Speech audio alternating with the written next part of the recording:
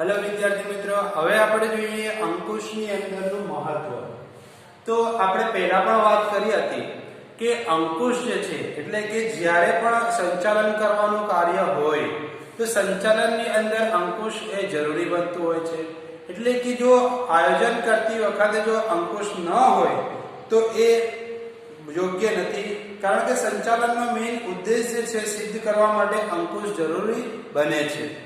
એટલા માટે કહેવામાં આવે છે કે જ્યારે પણ અંકુશ આયોજન સાથે કે સંચાલન સાથે જોડાયેલો હોય તો દરેક ભૂલોનું આપણે નિવારણ કરી શકીએ।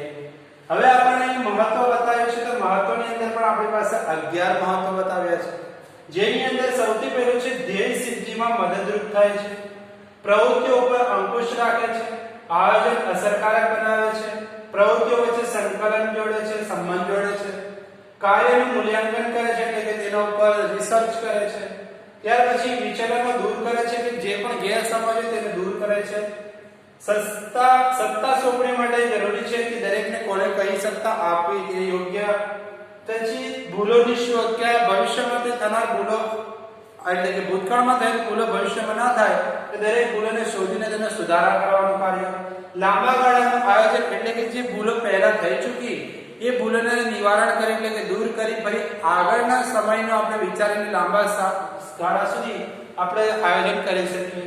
ત્યાર પછી દોરવણીમાં મદદરૂપ, દોરવણી એટલે કે દેખરેખની અંદર, ત્યાર પછી કાર્યક્ષમતાનો બેરોમીટર એટલે કાર્યક્ષેત્રની અંદર વધારો કરી શકાય। હવે આપણે જોઈએ સૌથી પહેલા કે આપણે જે કીધું છે કે અંકુશ જે છે તે આયોજનની એક મહત્વનું સોપાન છે, એટલે કે સંચાલનની અંદર અંકુશ મહત્વ ગણાય છે।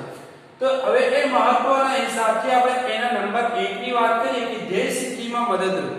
ધ્યેય સિદ્ધિ એટલે શું કે અંકુશ દ્વારા એકમોમાં રહેલી ભૂલો કે ખામીઓ શોધીને તેની સુધારાલક્ષી પગલાં ભરવામાં આવતા હોય છે। એટલે કે જે ભૂલો પહેલા થઈ ગઈ તે ભૂલોને સુધારા કરી તેની યોજનાઓની અંદર પ્રવૃત્તિઓની અંદર આગળ વધારવાનું કાર્ય કે સિદ્ધિનું કાર્ય સરળ બનાવે છે। ત્યાર પછી આપણે બીજું કીધું છે પ્રવૃત્તિઓ પર અંકુશ। પ્રવૃત્તિઓ એટલે કઈ પ્રવૃત્તિઓ? તો ધંધા કે એકમની વિવિધ પ્રવૃત્તિઓ હોય છે। હવે એ કાર્ય વિસ્તારમાં જે રીતે કે આપણે વાત કરીએ તો ઉત્પાદન છે, વેચાણ છે, કર્મચારીઓ છે કે નાણાકીય લેવડ દેવડ છે કે ગુણવત્તા, માલની ગુણવત્તા છે, આ દરેક પ્રવૃત્તિઓ જે છે દરેક કાર્યના વિસ્તારોની અંદર અંકુશ રાખી શકાય। એટલે કે જે પ્રવૃત્તિઓની અંદર ભૂલ જોવા મળતી હોય ત્યાં અંકુશ યોગ્ય બને છે। ત્યાર પછી આયોજન અસરકારક બને છે। આયોજન અસરકારક એટલા માટે થાય છે કે જે ભૂલો કે જે આયોજન આપણે અભિપ્રાય કર્યો છે કે નિષ્ણાતો દ્વારા કે બીજાઓ દ્વારા આપણે જે આયોજન લીધું છે કે જે વસ્તુ આપણે નક્કી કરી છે તે નક્કી કરેલી વસ્તુની અંદર જ્યારે આપણે તપાસ કરીએ અને એ તપાસની અંદર જ્યારે સુધારા કરવાના પ્રયત્ન આવતા હોય ત્યારે અંકુશ એ મહત્વનો ભાગ ભજવતો હોય છે। એટલા માટે કહેવામાં આવે છે કે અંકુશના કારણે આયોજનના લક્ષ્યો સિદ્ધ થતા હોવાથી આયોજન શું બને છે? સફળ બનતું હોય છે। ત્યાર પછી આપણે કીધું પ્રવૃત્તિઓ વચ્ચે સંકલન। પ્રવૃત્તિઓ વચ્ચે સંકલન એટલે કે જ્યારે પણ કોઈ બી ધંધાકીય એકમમાં વિવિધ પ્રવૃત્તિઓ વચ્ચે સંકલન સાધવામાં આવતું હોય એટલે કે જ્યારે સંબંધ બાંધવામાં આવતું હોય એ બંધાયેલા સંબંધની અંદર અંકુશ એક મહત્વની પ્રક્રિયા કરતું હોય છે, જેના કારણે બધી પ્રવૃત્તિઓ વચ્ચે સંકલન એટલે કે બધી પ્રવૃત્તિઓ વચ્ચે એકબીજા સાથે ગાઢ સંબંધ બને છે। ત્યાર પછી આપણે કીધું છે કાર્યનું મૂલ્યાંકન। કાર્યના મૂલ્યાંકનની આપણે આગળ પણ વાત કરી કે જે પણ ધોરણે અથવા કે જે પ્રમાણોમાં વાસ્તવિક સિદ્ધિઓમાં માપ કાઢી શકાય તેનું કાર્યનું મૂલ્યાંકન કરી શકાય, આ દરેક પ્રવૃત્તિ કોણ કરે છે? કે અંકુશ કરતો હોય છે। ત્યાર પછી વિચલનો દૂર કરે છે। વિચલનો એટલે કે જે આપણે વિચાર શક્તિ છે એટલે કે જે પણ આપણી ખામી છે એ દરેક ખામીને સુધારાલક્ષી પગલાં લે એટલે કે દરેક ખામીને દૂર કરીને એના પ્રતિ સુધારાલક્ષી પગલાં લેવામાં આવે છે, જેથી વિચલન કરવા એના માટે શું બને છે? પ્રમાણમાં ઘટાડો કરે છે એટલે કે આવી પ્રવૃત્તિને દૂર કરતો હોય છે। ત્યાર પછી આપણને કીધું છે સત્તા સોંપણી માટે જરૂરી। સત્તા સોંપણી માટે અંકુશ જરૂરી છે એટલા માટે કે જ્યારે પણ કોઈ કાર્ય કરવાની અંદર कि જ્યારે કોઈ વ્યક્તિને કે કોઈ કર્મચારીને કાર્ય સોંપાયા બાદ તેમની પર દેખરેખ રાખવાનું કાર્ય સૌથી જવાબદારી વાળો હોય છે કે જે તે કાર્યની અંદર ઊંચ નીચ કરતો હોય કે તે અધિકારી કાર્યની અંદર ગડબડ કરતો હોય કે ભૂલ કરતો હોય તો એના ઉત્તરદાયિત્વ પ્રમાણે અંકુશ જે છે એની સોંપણી કરી શકતો નથી. એટલે કે જ્યારે એવા વ્યક્તિઓ વિશે અંકુશ રોક લગાવીને એવા વ્યક્તિને તેનાથી દૂર કરતો હોય છે. ત્યાર પછી આપણે કીધું ભૂલોની શોધ.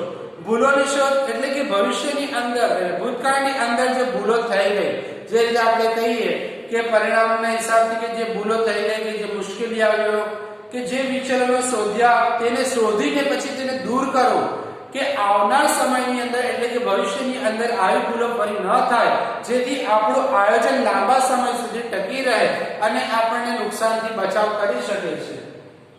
ત્યાર પછી આપણને કીધું છે લાંબા ગાળાનું આયોજન. લાંબા ગાળાનું આયોજન ઘડવામાં પણ અંકુશ એ મહત્વનું છે, એ મદદરૂપ થાય છે. અંકુશની પ્રક્રિયાના કારણે તેમની પ્રવર્તમાન એટલે કે વર્તમાન પ્રવૃત્તિ અંગેની માહિતી પણ પ્રાપ્ત થઈ જાય છે કે અંકુશ હશે તો આગળ આવનાર સમયની પણ આપણને માહિતી એકત્રિત થઈ જાય છે, જેથી જે પણ ભૂલો કે જે પણ અનુમાન આપણે લગાવવું હોય તો લાંબા ગાળા સમય સુધી આપણે એનો અનુમાન પણ લગાવી શકીએ છીએ. ત્યાર પછી આપણને 10મું કીધું છે દોરવણીમાં મદદરૂપ. દોરવણી એટલે શું?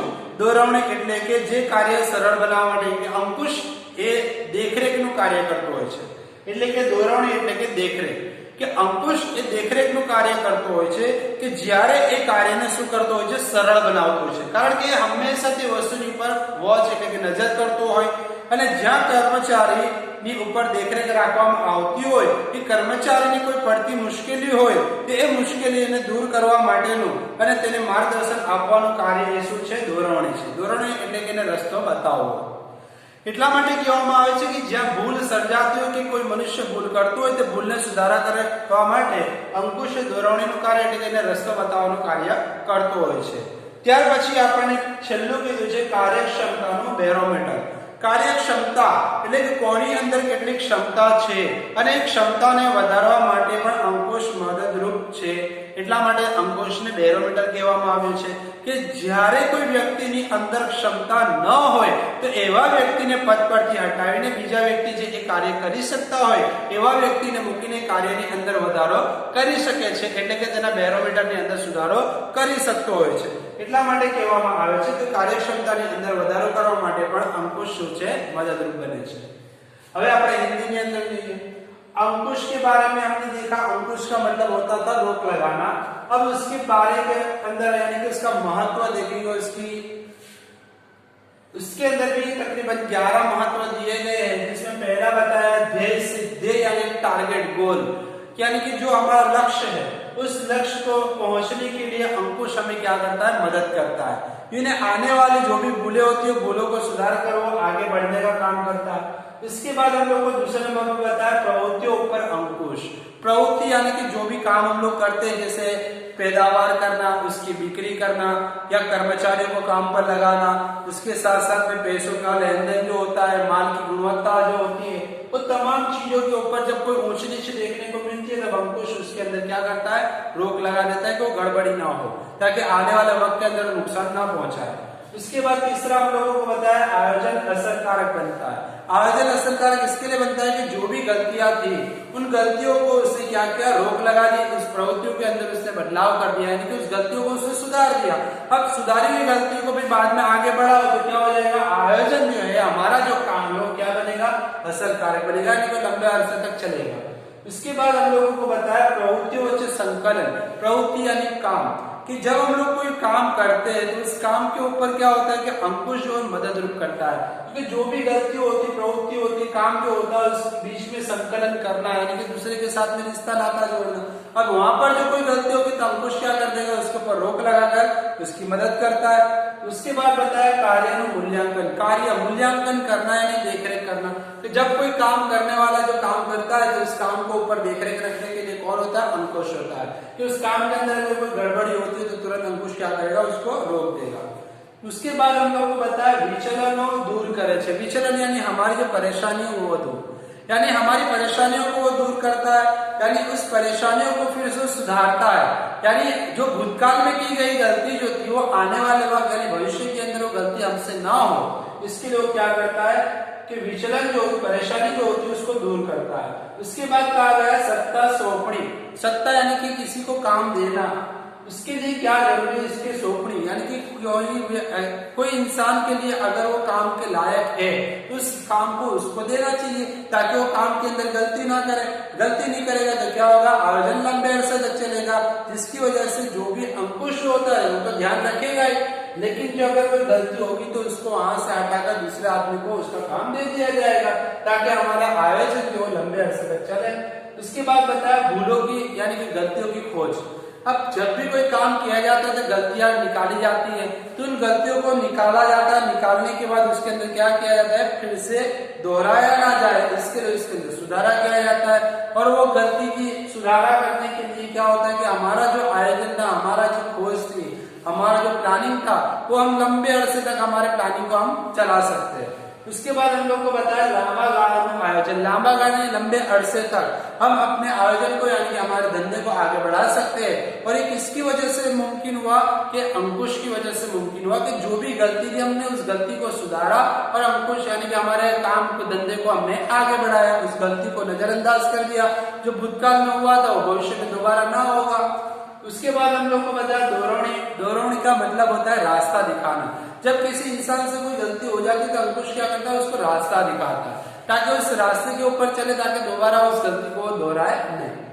उसके बाद बताया कार्यक्षमता बैरोमीटर, यानी कार्यक्षमता यानी कि जो भी काम करने का जो तरीका होता है, तो कभी कभी ऐसा भी हो जाता है कि काम करने के अंदर रुकावट खेद आती है, तो रुकावट को दूर करने के लिए या किसी इंसान के अंदर वो ताकत नहीं होती है तो वो रास्ता दिखाता है अंकुश और उसके अंदर बदलाव लाता है। बदलाव लाने के बाद उस कार्यक्षमता यानी कि उसके काम के अंदर इजाफा करता है, जिसकी वजह से काम के अंदर क्या करता है, बढ़ोतरी करता है, जिससे हमारा आयोजन यानी हमारा धंधा हम सही से कर सके।